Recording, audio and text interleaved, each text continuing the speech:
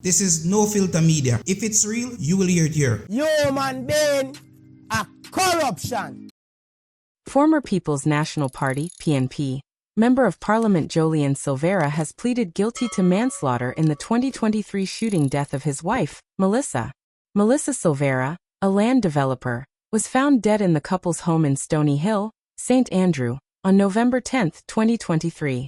The former politician was arrested and charged in January 2024 and has been in custody since. Police commenced a murder investigation after 3 bullet fragments were found inside the body of the politician's wife. Initially, it was reported that the 42-year-old mother of 4 boys, one of whom predeceased her, died in her sleep from natural causes. The couple were married in 2015. Julian Silveira is being represented by attorney Peter Champagne King's counsel and Patrice Riley, while the Crown is being represented by prosecutors Dwayne Green and Latoya Bernard. Detectives in Manchester were kept busy on Saturday night into Sunday morning as gunmen went on a rampage, killing 4 men in 3 incidents. The incidents happened in Newhall, Old England and Ellen Street. Jump up same time, turn to my father and say, "What that?" He say, "What that?" He stand like he doing. So he say, "Who that? Who that?" So me say, "Me no know." So then say, "A police, open the door." When me look, as I can see from outside, inside the house to outside,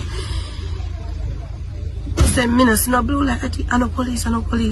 He say, "Me I pull the door." Me say, "Do not pull the door, because you're not sure who." He say, "Pull the door." As he pull the door, I look him in the head with the gun. Me and the baby was on the bed, that little girl. And come out and run company bed beside me and I go up to her way. I said, "Me no do nothing, what me go no want me for." Then drive him off of the bed, drive him to the ground.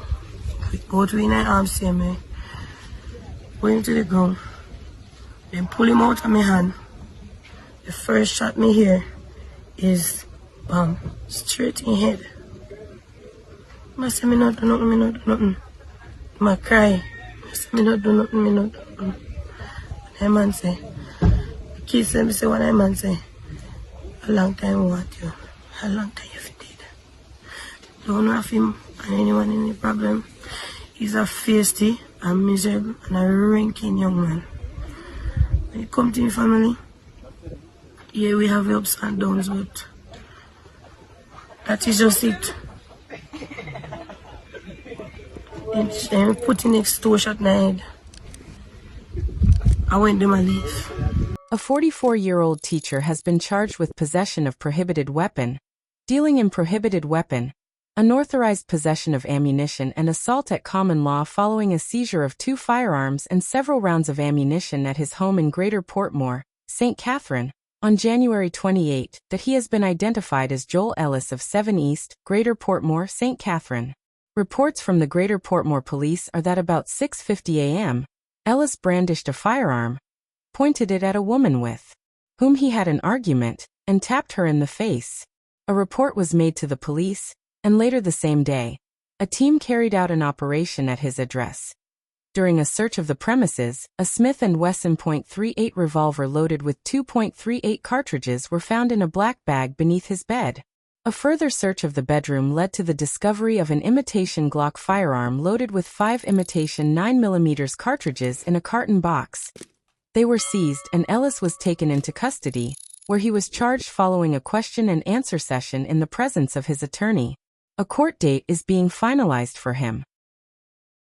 The Crown will this Wednesday make its opening address outlining its case and the evidence to be unveiled in the trial of alleged Klansman faction leader Tesha Miller and his 24 co-accused as it raises the curtains on the proceedings, which will be presided over by Supreme Court Judge Justice Dale Palmer, sitting without a jury.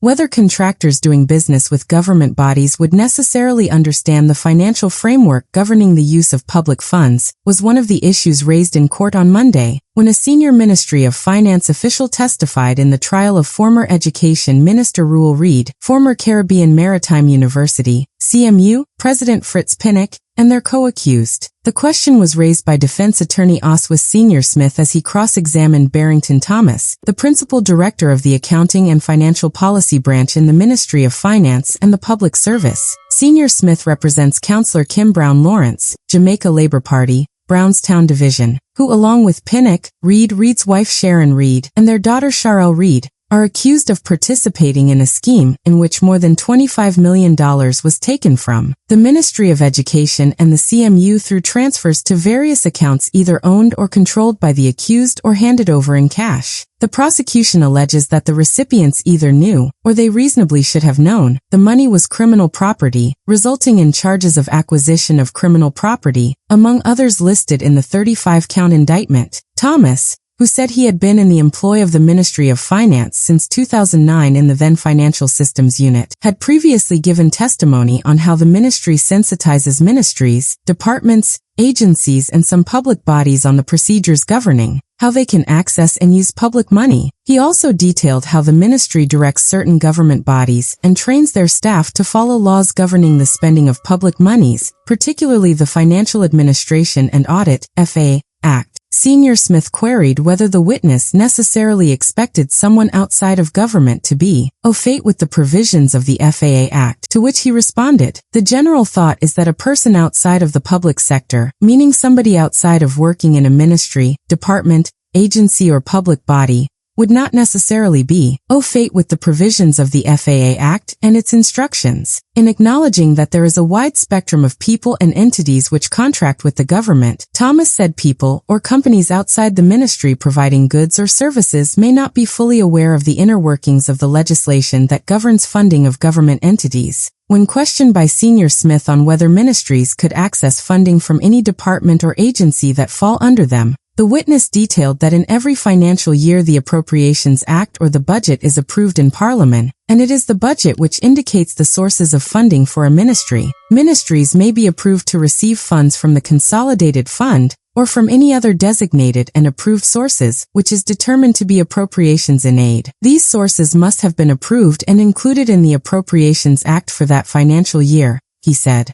The witness, when asked, indicated that he disagreed with the attorney that sources of funding could be added retroactively. Thomas had previously indicated that certain entities have different financial guidelines, but are all guided by the FAA Act along with their establishing legislation. He testified that for payments to be made by government agencies there must be sufficient funds, as well as legal authority or agreement for doing so. That legal authority would include valid contracts or purchase orders which serve as binding agreements and outline the terms and conditions under which payments ought to be made. Previously, in outlining their case against the accused, prosecutors alleged that there were fraudulent payments made for work that was never done or services which were never provided to either the Education Ministry or CMU, and that money from these payments was transferred from CMU and the Education Ministry to the accused. The 5 accused have maintained their innocence on all counts. Missing from court on Monday were several defense attorneys. Their absence highlighted ongoing challenges with scheduling which have slowed the pace of the trial. While the attorneys representing Reid were represented by their junior, who gave reasons for their absence, sitting Judge Justice Sankia Burrell took issue with the absence of Pinnock's attorney, Hugh Wildman, who she said had not communicated to the court. "I am placing it on the record that this behavior by Mr. Whittleman is frowned upon," she said. The trial continues on Friday, February 6th, when cross-examination of the witness is expected to continue.